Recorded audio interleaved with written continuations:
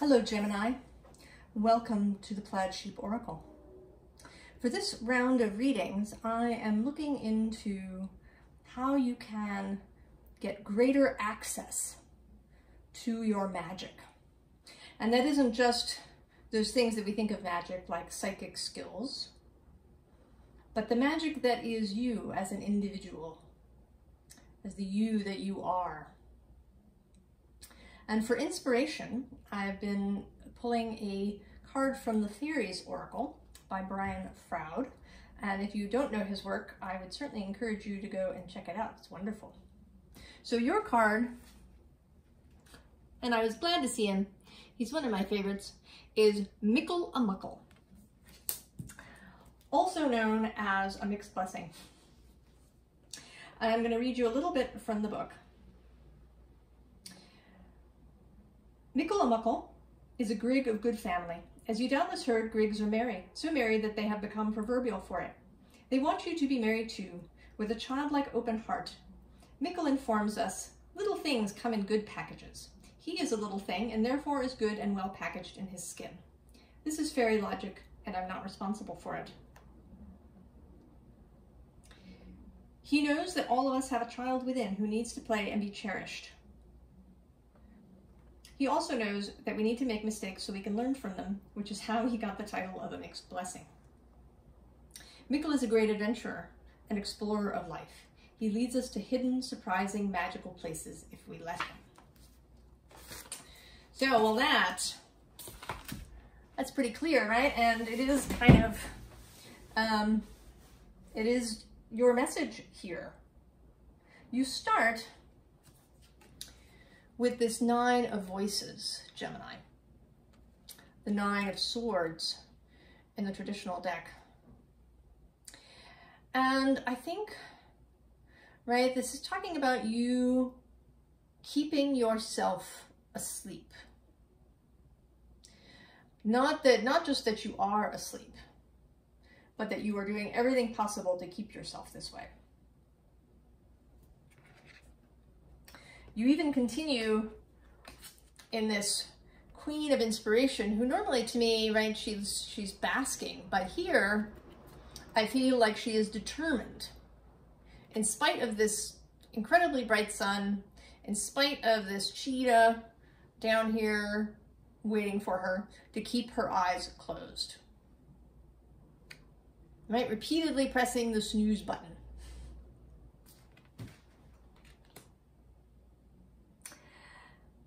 And I feel like there might be a couple of different reasons why you are doing this.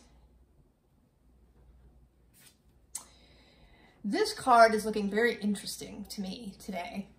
Normally, right, it's sort of a card of manifestation. It's the page of materials, you know, the idea that you could imagine the rose and then the rose appears. But today she's looking stressed, right? Like she's a little frightened. And it feels as if, right, like she feels this rose is attacking her, right? Is coming into her mind. And I think that perhaps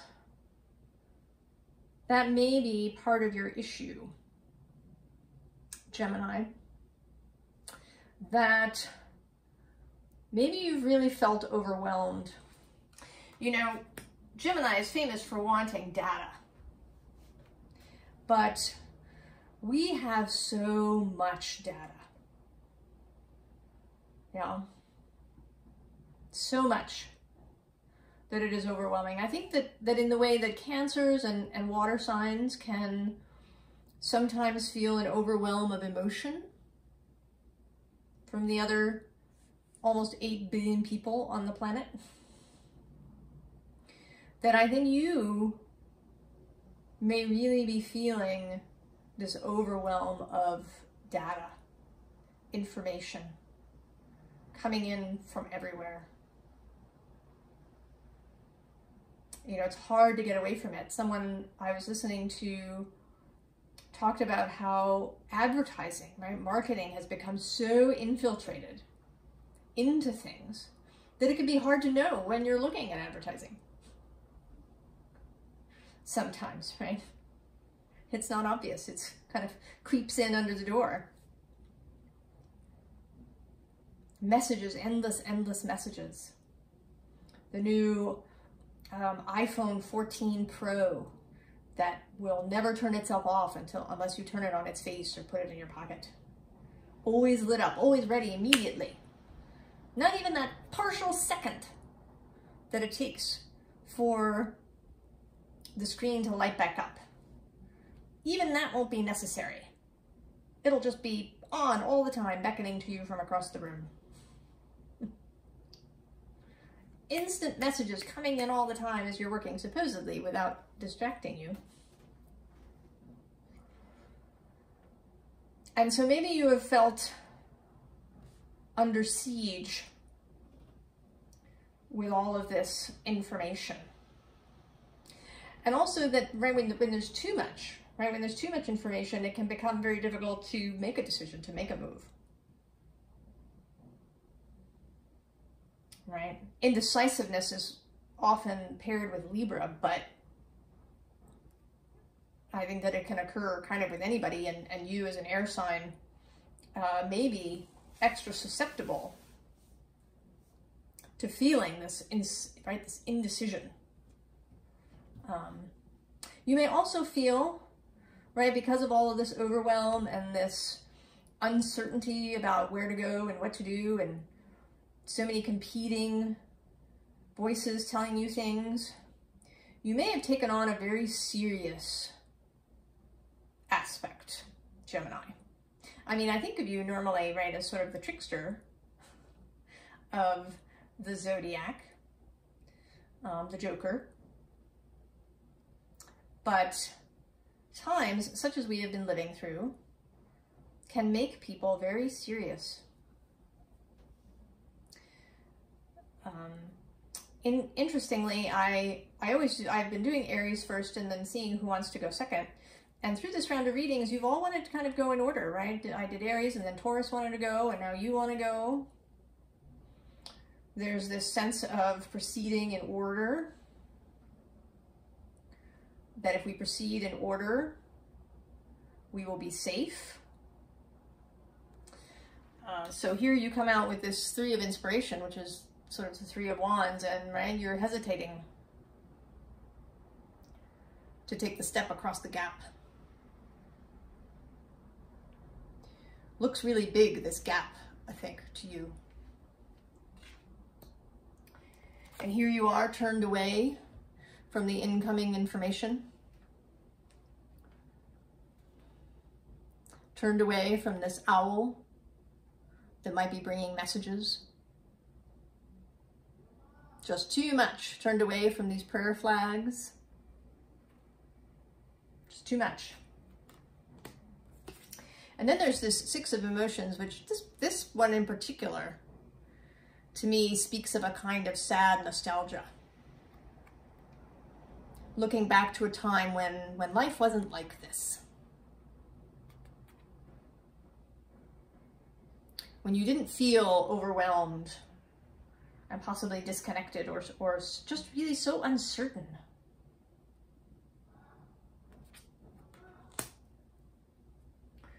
So the advice here is, of course, Mickle Muckle. It's to turn to your fun qualities, Gemini. And we start with this inner core card, which, right, is very airy to me, even though the subtitle is Solidity. But, right, the knowledge that even if there is all of this hoo-ha going around, that your core, your center, is always solid. You yourself are solid. You can trust yourself, Gemini.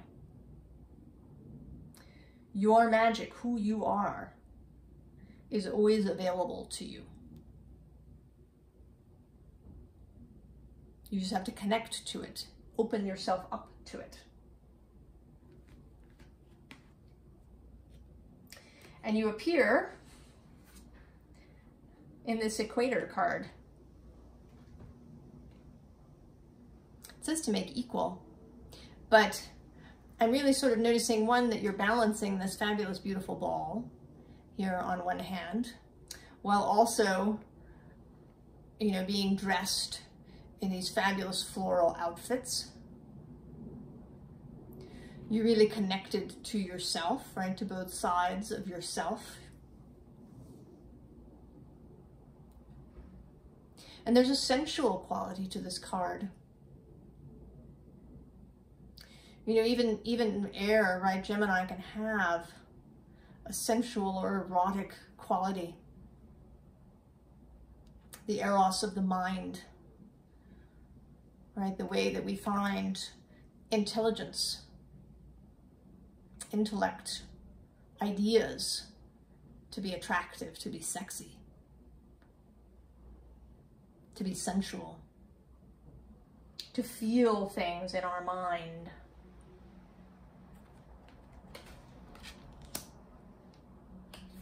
And then we get the card that can be a little difficult for all of us. It says time, but really here I'm focused on the fact that the subtitle is discipline. Yeah. So that, right, that is the practice aspect of these things. That when we've gotten into a rut of some kind, of keeping ourselves asleep, or keeping ourselves rigid, or keeping ourselves busy, if that's how you're keeping yourself asleep, by busying yourself with something, you know, particular,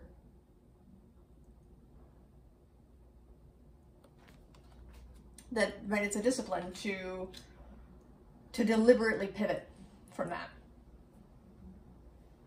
And here again, right, we have this animal's companionship card. And this feels, again, like a call to humor. Right? I mean, this, right, it's Frida Kahlo. And then, right, there's all these animals, right? There's a kangaroo and a horse. And there's this lamb peeking over the top of her head. And lizards and birds and the raccoon and giraffe and all, right? There's all these things going on. This is, right, this is like a joke in the making. And she seems, right, like she's the straight man in this joke. You know, that there's a skit that's going to come out of this.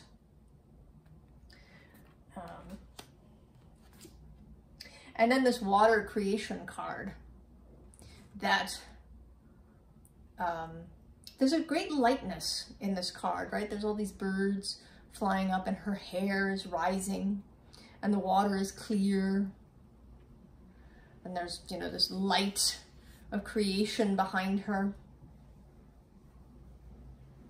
So this is sort of a, right, this water is very much today feeling like consciousness. Not really emotion, but consciousness here for you. That there are ideas kind of in the ether, trying to attract your attention, Gemini. Trying to wake you up to their presence so that you can practice your particular form of magic and really bring them to life. And so here there's a kind of a little bit of a reiteration of what you may be feeling in this current moment. There's this journey card, and here she's looking particularly like she's pulling back on this animal that she's journeying with. And the animal, right, because it seems to be sort of part of her, can be your instincts, your animal self, animal vitality, stuff your body is trying to tell you. Maybe it wants you, you know, to get out of the house, go do physical things, to wake up. And under that is this liberty card. And this bird is being offered something, but this bird is still sort of staying in the cage, right? There's a hesitancy there. And actually under that too is this transformation card. I think I'll stop there. I could probably go down through the whole deck.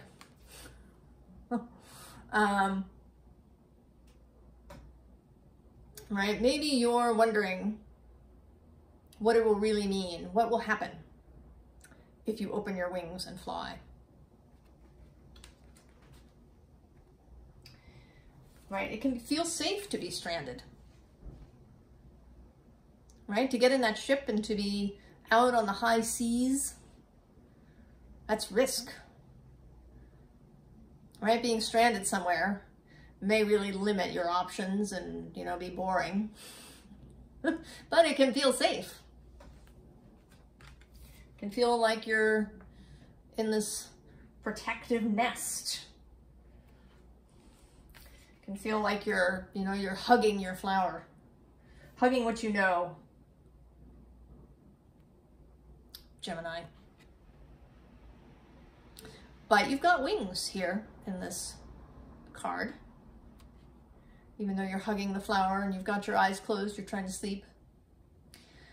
But I feel like the scent of this flower may be reaching you.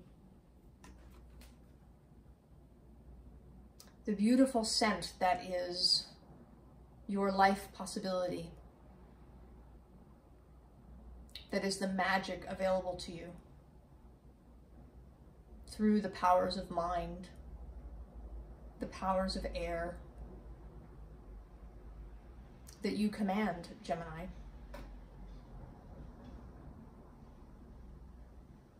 And I think that, right, I think that you've been trying to stay asleep, but I think that you are waking up, Gemini.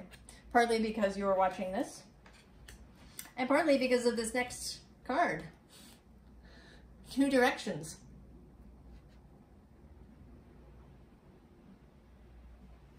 Right? Now there's three people, sort of three figures here. And maybe, right, and I feel like they're stages. Right, there's this person who seems to be down here in the hat, waving. Right? That's kind of the first stage.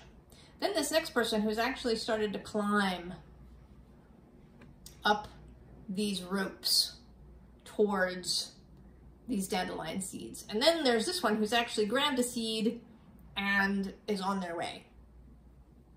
So I don't know where you are, Gemini. You may still be down here in the hat, feeling better about just waving to other people as they go. But you may be taking your first climbing steps up those ropes. Or you may even be this guy, flying away on your seed.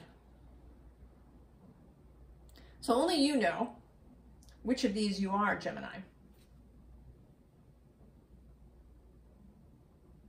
But I think that it won't be long, even if you're the figure down in the hat. I don't think that it will be long before you are up and holding your own new seed. And look at that, look at the destination. The sun, no rain today. No rain today. Because while life will never be absolutely perfect, because perfection is endedness. And that's not what life is about. Life is not about endedness. There will be challenges, maybe difficulties. There will probably be loss. But with a light heart, with a light mind, when you are in alignment with yourself, when you can see yourself as your soul and as the source of all things sees you, as a being of light, a being of air, a being of fun, then you will have resilience in the face of difficulty. You will have better, right? You'll have perspective. that what to one person might look like something horrible and a tragedy, you will see how it can be turned to your advantage. And you will simply attract lighter things, right? Instead of deep suffering and incredibly difficult lessons, right? Incredibly difficult challenges, you will attract lighter things, things that are fun, right? Puzzles, rather than, you know, deep mud to be trapped in. But it's a matter, right? A matter of staying in alignment, and that's that discipline. Of course, the nice thing is the more time that you spend in that aligned state, the easier that it gets, right? So incremental change leads to, right? I think it's kind of exponential, right? That each change can yield a greater result than the one before. That you can find your way to, you know, be like Mickle, to see the humor in things, the fun, the ability to be irreverent, to not have to be very serious about things, to not take yourself or your life too seriously, to have discernment around data so that you don't find yourself overwhelmed. All of these things are possible in alignment. And what, right, again, the advice here is, oddly, in this Seven of Earth, is, right, to seek out the best of yourself, right, the best of Gemini's qualities. And humor is one of those, right? This stag looks, again, sort of mischievous, like, right, like looking straight at the camera, right? Like you're watching a movie or a TV show and a character will speak directly, right? Break that fourth wall. I feel like this stag is breaking the fourth wall, is looking right out of this card, winking at you, Gemini. And then it's followed by this Eight of Earth. And underneath that, the Eight of Air. So 8-8, which is, right, 8 is a number of power. So I don't know if 8-8 means anything to you. If those two numbers, a birthday, an age, perhaps something significant happened for you around the Lionsgate portal. But mostly I feel, right, that this, you know, this eagle has all the perspective, right? The eagle can see the mountains and the flowers and the trees and this water hole, you know, all of which are beautiful and have, you know, what the eagle needs, right? There's probably a mouse or some other little animal running through the underbrush that can be the eagle's supper, and there's water and there's trees to hang out in. There's this, right, this perspective here. The lifting off of Earth, rising up, using all of your marvelous air skills, Gemini. So if you have felt like you needed to keep hidden away, if you've been deliberately keeping yourself isolated or asleep, or if you found yourself being very serious about your life in general, then the way to access your magic is to lighten up, Gemini, and do it regularly. I mean, you may also, right, if you're finding information overwhelming, is to, right, to cut back, right? Data isn't just about, you know, what we think of, what the modern world thinks of as data. Data can come in on the wind and in the rain and in the sound of birds. The all that is talks to us in all of these ways. We just have to be willing to listen. And that data is much more gentle than what's coming through your phone screen. So you may, right, you may need to limit your time online. It's kind of a cliche advice, but you get cliches for a reason, yeah? Because they have truth.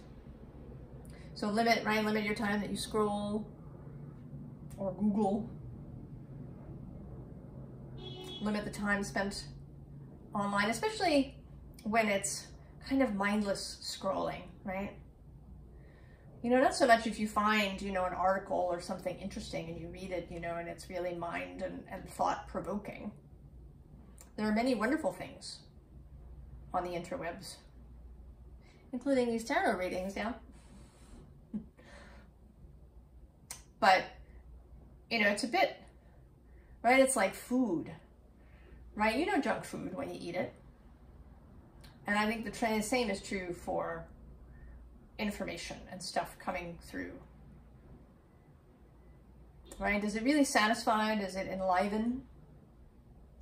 Or does it just put you to sleep and make you feel heavy and gross and perhaps a little nauseated?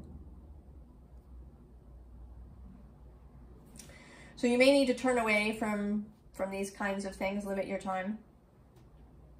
Spend more time listening to nature. Spend more time doing any kind of activities that you really like. And get your sense of humor back, Gemini. Learn to look at things in an off-center way. Use those Gemini skills to see, you know, how something may not be what it seems. I wish you all of the very best, Gemini. And I hope that you return to fun, that you have a lot of fun, and that you inspire fun in others. And I will see you next time. So long, Gemini.